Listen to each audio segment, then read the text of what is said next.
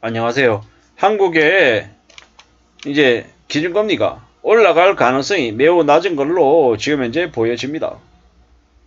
윤석열 정부가 한국은행에 주의를 틀었죠. 그래서 금리를 올려야 되는 상황인데 금리를 안 올리고 있는, 못 올리고 있는 상황이 벌어지고 있습니다. 게다가 2023년 8월부터 금리를 내린다라고 하는 얘기도 파다하게 나오고 있습니다. 한국은행의 기준금리가 2023년 8월 달에 내리면 어떤 일이 벌어지겠습니까? 한국에 더 빨리 경제 지옥이 펼쳐진다라고 보면 맞습니다. 우리는 금리가 오르면 경제가 매우 안 좋아진다. 그리고 금리가 내리면 경제가 나아진다라고 해석을 하고 있지만 실제로는 금리가 떨어지면 그때부터 경제가 더 안 좋아진다고 하죠. 왜냐? 금리가 오르고 나면 실제로 여파가 미쳐지는 게 시간차가 한 1년 정도 있다라고 하죠. 그 효과가 시중에 미치려면. 반대로 금리가 내려가면 또 금리가 내려간 그 여파 또한 한 1년가량 뒤에 이제 영향을 이제 받는다고 하죠. 그러는 사이에 경제가 이제 초토화되는 거죠.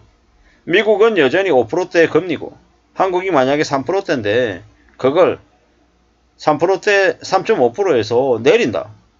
그게 주는 의미가 뭐겠습니까? 실제로 그 금리 격차도 격차겠지만은 그 의미나 그 방향이 주는 그 후폭풍은 엄청날 거다라는 겁니다. 아, 한국에 더 이상 내 돈을 놔둬서는 안 되겠구나. 금리가 더 떨어지는데, 내가 받을 수 있는 이자가 떨어지는데 미국으로 옮기지 왜 한국에 놔두겠냐라는 거죠. 과거에 한미금리 격차가 벌어졌을 때는 한국의 경제 성장률이 좋았기 때문에, 한국에 기대할 바가 있었기 때문에 투자 자금을 놔뒀단 말이에요. 근데 지금은요. 지금은 상당수의 외국계 금융사들이 한국에 있습니까? 없습니까? 없죠. 왜 없습니까? 이제 돈을 벌 기회가, 가능성이 안 보이니까 빠져나간 거죠. 앞으로는요. 앞으로 더 암담하죠. 한국이라고 한 나라에서 뭐 희망이라는 걸 기대할 수 있겠습니까?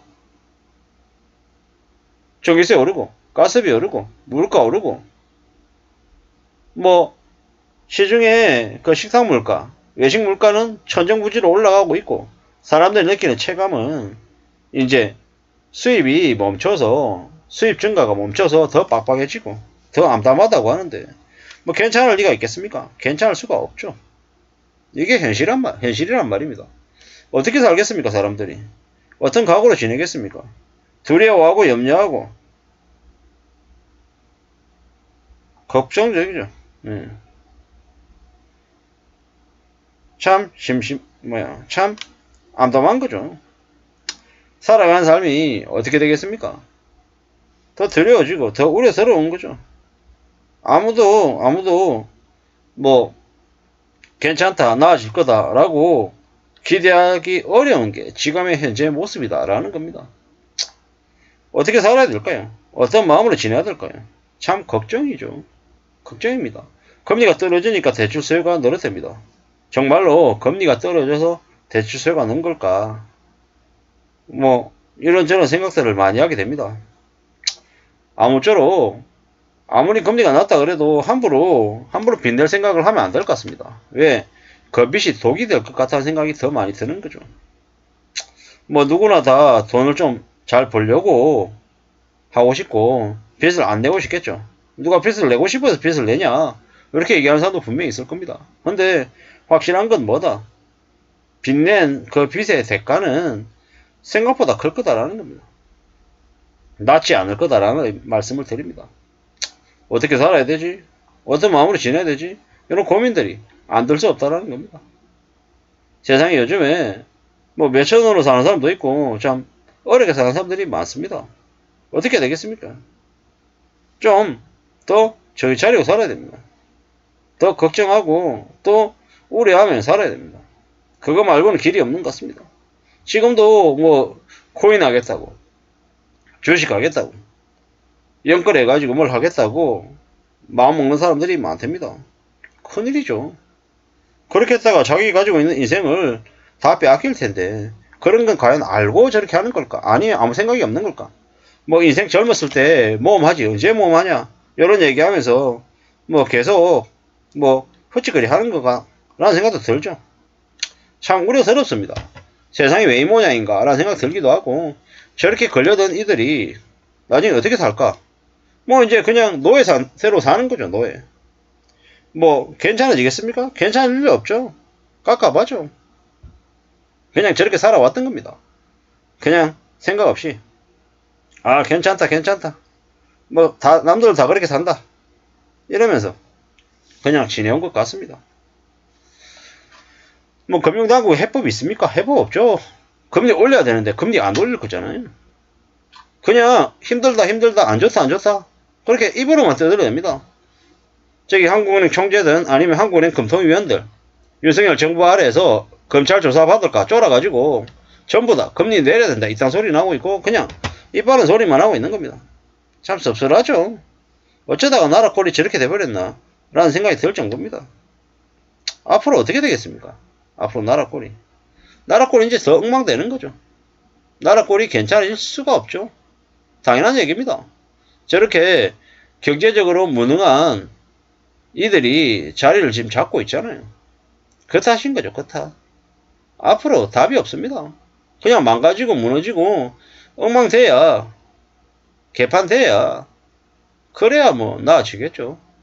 사는 게 절대로 괜찮을 수 없습니다. 지금 현재 저 모습들은요. 보면 뭐 코픽스도 뭐 내려갔다 그러고 뭐 이래저래 봐야죠. 주택담보대출 이자가 줄어든다고 얘기하고 있고요. 뭐 저렇게 주담대 이자가 줄어든다. 아 금리가 떨어졌으니까 주택 매입 수요도 다시 늘어나고 있다. 주택시장이 다시 살아나고 있다. 이러는데 가계부채가 엄청난데 뭐 저렇게 해가지고 괜찮으려나? 안 괜찮을 것 같은데 저러다가 나중에 무슨 일을 겪으려고 저러는 걸까? 저런 생각이 많이 들죠. 대한민국의 경제가 빚 때문에 지금 몸살을 앓고 있는 게 아니라 이제 올려나가고 있는 수준인데 너무 쉽게 너무 만만하게 빚을 내끔 조장하는 것 같습니다. 이전 정부 때도 참 마음에 안 들었는데 지금 정부는 더 심한 것 같기도 하고 이러다가 어떻게 되려나 나라 꼴이 얼마나 엉망이 되려나 라는 걱정이 사실 듭니다. 확실한 건 뭐다? 한국의 경제가 절대로 그냥 나아질 리 없다라는 겁니다. 뒤집어지겠죠. 뒤집어진다라는 게 무슨 의미겠습니까? 이제 엄청난 이제 대가를 치르게 될 거다라는 겁니다. 엄청난 대가를. 잘 생각해봐야죠. 잘 생각해봐야 됩니다.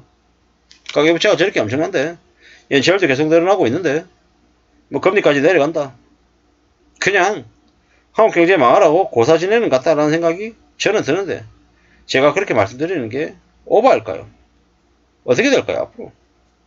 한국 경제가 뭐 폭망할 건 확실한 것 같습니다. 어떻게든 스스로 살 길을 마련하는 거 말고 빚 안 지려고 발동 치는 거 말고는 길이 없는 것 같습니다. 이상입니다.